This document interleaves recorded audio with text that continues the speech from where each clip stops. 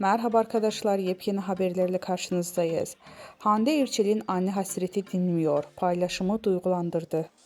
Oyuncu Hande Erçel 2019 yılında vefat eden annesi Aylin Erçel'in sosyal medyadan duygusal sözlerle andı. Ünlü isim paylaşımı takipçilerini duygulandırdı.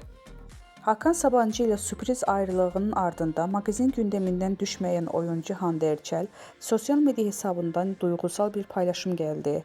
2019 yılında annesi Aylin Erçel'i kaybeden Erçel, paylaşımıyla görenleri duygulandırdı. Hande Erçel vefat eden annesi Aylin Erçel'in doğum gününü unutmadı. Burnumda kalan pudra kokunla anlıyorum seni. Notu düşen oyuncunun duygu yüklü sözleriyle annesini andı.